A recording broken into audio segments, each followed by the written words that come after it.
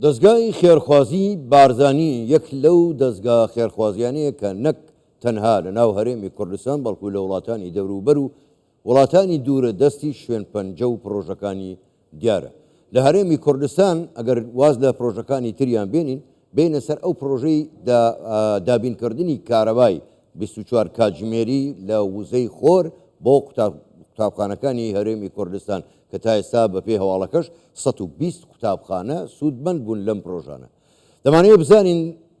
دەستگای خێرخوازی بارزانی پرۆژەی تری چی هەیە، دەوێت هەر لەم بوارەیە چۆن پەل بهاوێ، چۆن سەرتاسەری کوردستانیش بگرێتەوە. میوانمان هەیە لەگەڵ ئەو قسەی زیاتر لەسەر ئەم بابەتە دەکەین. میوانەکەمان زۆر بەڕێز کارزان نووری ئەندامی دەستەی کارجێڕی دەستگای خێرخوازی بارزانی ڕاستە و خۆر لە ستێدیۆ لە لامان میوانە. کارزان زۆر بەخێر بێن، شەوتان باش، گەلێک سوپاس بۆ بەشداریکردنتان لەگەڵمان. سوپاس بۆیەوە. باش منەمێ بزانم ینی ئایا دەتانەوێت ئەم پرۆژەی دابینکردنی کارەبا بۆ قوتابخانەکان لە ڕێگای وزەی خۆرەوە دەتانوێت درێژەی پێ بدەن، ینی مەبەستم ئەوەیە دەتانوێت سەرتاسەری کوردستان بگرێتەوە؟ زۆر سپاس کاکەم، سڵاو بۆ جەنابێت بۆ بینەرانی خۆشەویست. تەمان دەستگای خێرخوازی بارزانی لەژێر ڕاستپاردەی جەنابی مەسرور بارزانی سەرۆشی بۆردی دامەزرێنەرانی دەستگای خێرخوازی بارزانی هەمیشە هەوڵی داوە لە کەرتی پەروەردە دەورێکی کاریگەر بژێڕێ بۆ بارسوچی یەک وەزارەتی پەروەردە و لە هەمان کاتیشدا سوودگەیاندن بە قوتابیانی خۆشەویست و پێشمان وایە پەروەردە یەکێکە لە کەرتە هەرە گرنگەکان لە وڵات، بۆیە هەمیشە لە پلانی استراتیژی ئێمە و پلانی درێژخایەن و پلانی کورتخایەنی ئێمەدا بووە. ئەگەر بینە سەر ئەو پرۆژەیە کە ئەمڕۆ لە دهۆک ڕاگەیەنرا لەگەڵ بەڕێز وەزیری پەروەردە و جەنابی سەرۆکی دەستگای خێرخوازی بارزانی، ئەو پرۆژەیە دوو ڕەهەندی هەیە. ڕەهەندێکیان پەروەردەیە، ڕەهەندێکی کە ژینگەیی و پەیوەندیدارە بە وزەی پاکەوە. طبعاً لە سەردەمی ئەمڕۆدا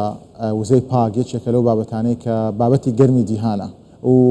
سیستەمی نوێی جیهانی بەرەو ئەو ئاراستەیە دەڕواکە سوود لە سروشت ببینێ. بۆیە دابینکردنی کارەبا لە ڕێگەی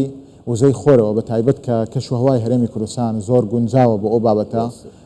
یەکێک بووە لەو شتانەی کە دەستگای خێرخوازی بارزانی بە جددی کاری لەسەر کردووە لەگەڵ ڕێکخراوە نێودەوڵەتیەکان و لە داهاتووشدا بە دڵنیاییەوە بەردەوام ببین. ڕەهەندێکی دیکەی پەروەردەیی هەیە کە دڵنیایی دەدەین ئەو قوتابیانەی کە لەو قوتابخانانە دەخوێنن بێ کارەبا نابن. کاتێک کە بێ کارەبا نابن مانای ئەوەیە بێ ساردی و بێ گەرمی لە وەرزی جیاوازەکان نابن. بەڵێ و لە هەمان کاتیشدا بێ تەکنەلۆژیا نابن، بێ بەکارهێنانی ئەو ڕێککار و ڕێگان نوێیانە نابن کە لە قوتابخانەکان لە ڕێگەیەوە لە ڕێگەی کارەباوە مامۆستایان ڕێنماییکەران دەیگەێنن بە قوتابیان. بۆیە دەستگای خێرخوازی بارزانی پارساڵ لە یەکەم دەست پێشخەریدا 10 قوتابخانەی لە سنووری هەرێمی کوردستان دەوڵەمەند کرد بە دابینکردنی وزەی خۆر لە ڕێگەی باڵێن وزەی کارەبا لە ڕێگەی وزەی خۆرەوە. ئەو ساڵیش پرۆژەکە فراوان کرا بۆ 25 قوتابخانە کە لە سەرتاسەری هەرێمی کوردستان قوتابخانە لە سەرتاسەری ئەوە جێگەی دڵخۆشیە و ئامارەی کە ئەمڕۆ جەنابی وەزیری پەروەردە خستیا ڕوو بە دڵنیاییشەوە ئەوە یەکێکە لە پلانە درێژخایەن و استراتیژیەکانی دەستگای خێرخوازی بارزانی. کارزان ینی ئەم پرۆژەیە زۆر گرنگە ببوورە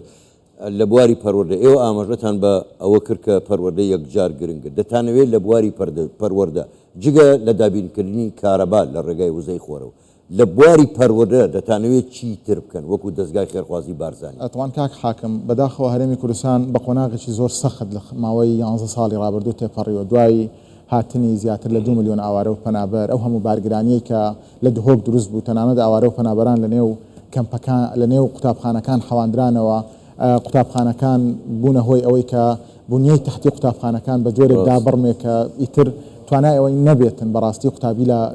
لە خۆ بگرێتن و لە هەمان کاتیشدا حکوومەتی عراقیش کەم تەرخەم بوو بەرامبەر هەرێمی کوردستان لە نۆژەنکردنەوەی قوتابخانەکان لە تعویزی ئەو هەموو قوربانی کە هەرێمی کوردستان لە بەرامبەر ئەوارە و پەنابەراندا اینجا بڕێنی بودجێ هەرێمی کوردستان و کۆمەڵێک بابەتی دیکە دەستگای خێرخوازی بارزانی بە ئەرچی خۆی زانیە ئەرچی حکوومەتی هەرێمی کوردستان و وەزارەتی پەروەردە سوود بکە و فەند و کۆمەکی نێودەوڵەتی بێنێتە هەرێمی کوردستان. دەنگی قوتابیان و مامۆستایان و پەروەردەکارانی ئەو وڵاتە بێ لەگەڵ ڕێکخراوە نێودەوڵەتیەکان. بۆیە لە هەر لە چەند ساڵی ڕابردوو ئەگەر چەند نمونەیەک بێنینەوە ئێمە لە تەنها لە ساڵی 2023 200 قوتابخانەمان بە دقیقەن 203 قوتابخانە نۆژەن کراوە. هەموو قوتابخانەکانش قوتابخانەی حکومی بوون کە تێیدا هزاران قوتابی تێدا سوودمەند بوون ئەوەش لە پێناو ئەوە بوو ئەو بنیە تەحتی کە بە زۆرێک وێران ببوو بهێنینەوە سەرخۆ دیسان هەرهی ساڵی 2023 ئەوە بەس 23 لە ساڵی 2024 50 قوتابخانەی دیکە لە سەرتاسەری هەرێمی کوردستان نۆژن کرایەوە هەر نۆژەکردنەوە یان قوتابخانەشتان دروست کردووەوە ئەوە ئێمە باسی نۆژەنکردنەوە دەکەین لە هەمان کاتیشدا لە سیدەکان دوو قوتابخانەمان دروست کردووە لە هەڵەبجە قوتابخانەیەکمان دروست کردووە لە کەونە گوندە منطقەی مێرگەسۆر و منطقانە قوتابخانەیەکی دیکەمان دروست کردووە لە تەواوی شار و شارۆچکەکانی هەرێمی کوردستان ئێمە لە کەرتی پەروەردەدا دەستێکی باڵامان هەبووە و دڵنیایش دەدەین بەردەوام دەبین بابەتێکی کە زۆر گرنگە بەڕاستی ئاماژەی پێ بدەین ئەویش بابەتی سێدەوامی بوو ڕابردووەک دەزانن زۆر لە کەم بوو سێدەوامی لە قوتابخانەکانی هەرێمی کوردستان هەبوو ئەوە بوو لە هەر لە ساڵی 2023 لەسەر داوای بەڕێز وەزیری پەروەردە پرۆژەیەکمان بنیاتنا پرۆژەی زیادکردنی پۆل بۆ ئەو قوتابخانانەی کە قوتابیان زۆر بوو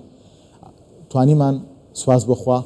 سێدەوامی لە هەرێمی کوردستان نەهێڵین ئەوە بە شاهدی جەنابی وەزیری پەروەردە کە بووە هۆی ئەوەی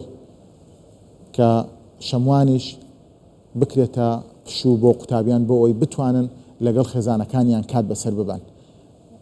درێژکردنەوەی کاتی دەوام کاتی سێدەوامی نییە کەمکردنەوەی ڕۆژێک لە هەفتە کەوایە کارەکانی دەستگای خێرخوازی بارزانی ئەگەر بە گشتگیری سەیری بکەین تەنانەت تەئسیری لەسەر سیاسەتی کاری وەزارەتی پەروەردە و حکوومەت هەرێمی زۆر باش دەستخۆش کاک کارزان ئێوە بەتەمانین ینی ئەم پرۆژەی ئێوە تەنها لە ناو شارەکانی گرتوتەوە بەتەمانین ئەم پرۆژێ ئەمەی کاڵێم دابینکردنی کارەبا بۆ قەزا و ناحیە و تەنانەت بۆ گوندەکانیش بەتەمای ئەوە نین ئەم پرۆژێ فراوانتر بکەن ئەمە هەوڵمان داوە جۆرێک لە یەکسانی لە نێوان سوودمەندان لە تەواوی شار و ساروشتەکانی هەرێمی کوردستان بنیات بنین بەڕاستی لەو ڕوانگەیەشەوە دەبینی ینی هەندێک لە قوتابخانەکان لە منطقەی سۆمانن بەشێکیان لە ڕەواندزن بەشێک لە خەباتە یەکێک لە مەخمورە بەشێکی لە ناو هەولێرە بەشێکی لە منطقە و ناو جیاوازەکانی ناو دهۆک و بەشێکی لە دەوروبەری دهۆک و بەشێکی لە هەڵەبجە و لە شوێنەکانی دیکە بۆیە هەوڵماندایە تەواوی شوێنەکان بە پێی ئیمکان سوودمەند بکەین بەڵام دەبێ ئەوەش بزانین کارەکانی دەستگای خێرخوازی بارزانی بەستراوەتەوە بە کۆمەکی نێودەوڵەتی کە بەداخەوە من ویستم ئەو پرسیارەکەم ببوورە کاک کارزان ینی دەستگای خێرخوازی بارزانی ئێوە بەس خۆتان ئەم کارانە ئەنجامەدەن یاخود هەماهەنگی و دەستگای نێودەوڵەتی تریشەیە لەگەڵ یەکێک لە ئەرکە سەرچەکانی دەستگای خێرخوازی بارزانی بریتە لە دروستکردنی پردی پەیوەندی لە نێوان ئەو خەڵکانەی کە پێویستن لەگەڵ ئەو خەڵکانەی کە هەیتیان جا ئەو خەڵکانەی کە هەیتیان چ دەوڵەمەندەکانی هەرێمی کوردستان بن ئەوانەی کە خوا پێداون لە بچووک تا گەوریان لە کەم تا زۆریان چ ڕێکخراوە نێودەوڵەتیەکان بوون یاخود ئاژانسەکانی سەربەنەتەوە یەکگرتووەکان بن ئەوانە سوپاس بخوا بەهۆی ئەو متمانە زۆرەی دەستگای خێرخوازی بارزانی لە ڕوانگەی نێودەوڵەتیەوە دروستی کردووە سەرباری ئەو بارودۆخە مرۆیی کە سیدی کە عراق لە نەخشەی مرۆیی جیهانیدا وجودی نەمایە بە حکمیەوەی پێمان دەڵێن عراق وڵاتێکی دەوڵەمەندە دەبێت ئەو فەندی وڵاتانی دیکە بکەن نەک کۆمەک لە وڵاتانی دیکە وەربگرێ بەڵام دەبینین هەر ئەوڕۆ نزیکەی 563 ملیۆن دیناری عراقی بودجەی تەرخانکراو بۆ ئەو پرۆژەیە لەلایەن ڕێکخراوی LDS ئەمریکی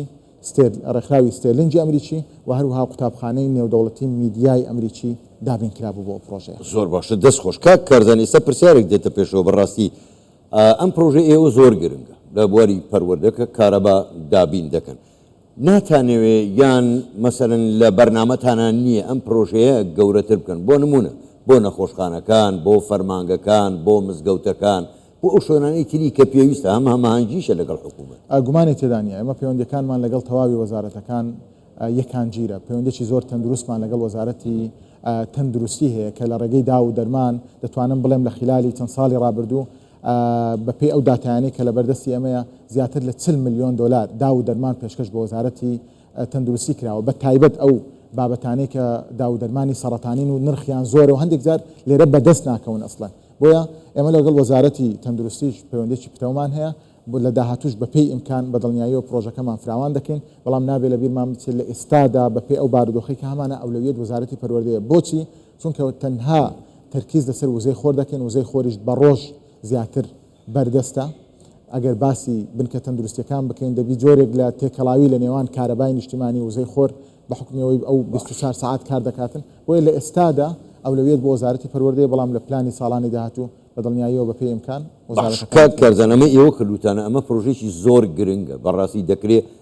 پەرەی پێ بدرێت بەڵام پرسیارەکەی من ئەمە ڕەنگە بە جۆرێکی تر بێ ینی ئێوە بە نیاز نین پێشنیاز بکەن لە زۆرێک لە وڵاتان ئەمە کراوە لە دەوروبەری خۆشمان لە تورکیا بۆ نمونە لە ئێران ئەو سیتیانەی کە خەڵک تیایدا نیشتەجێ بووە هەمووی عیمارەی گەورەی تایە بەنیاز نین ئەم پرۆژەی خۆتان وەکو پێشنیاز بیدەن بە ستیەکان بیدەن بە حکوومەتەکان حکوومەتی هەرێمی کوردستان کە سەری عیمارەکان لە باتیەوە لە سەقفەوە بکرێ بە پرۆژەیەکی ڕووناچی لە ڕێگای وزەی خۆرەوە وڵات کاک حاکم بیرۆکەیەکی زۆر جوانە ئێمە لە 2 ساڵ بەر لەمەوبەر لەگەڵ یەکێک لە ئاژانسەکانی سەر بە نەتۆ یەکگرتووەکان ئەو گفتوگۆیەمان کرد کە بە خۆیان بەشی زۆری ئەو گەراجەی بۆ سیارەکان دابینیان کردبوو هەر لەو ڕێگەیەوە کارەبای وزەی خۆریان کارەبا لە ڕێگەی وزەی خۆر بەرهەمیان دەهێنا جێگەی دڵخۆشیە من لە دەبینین چەند ستیەک ئەوەی کە ئێستا دروست دەکرێت لە ڕێگەی وزەی خۆرەوە ئێستا کارەبا دابین دەکەن بۆیە گرنگە پەرە بۆ بابەتە بدەین بە دڵنیاییەوە ئەو بیرۆکەی جەنابیشت ئەوە لای خۆم نووسیم دەیکەینە یەکێک لەو پێشنیارانەی کە لە داهاتوو لەگەڵ دەستەی وەبەرهێنان شوێنەکانی دیکە ببێتە دەست پێشخەریەک بیرۆکەکەی لە جەنابتەوە دەست پێشخەریەکەی لە ئێمەوە بدەین بە هەمان ئینشاءالله دەست خۆش زۆر بەڕێز کارزان نووری ئەندامی دەستەی کارژێڕی دەستگای خێرخوازی بارزانی گەلێک سپاس بۆ بەرداریکردنتان سپاس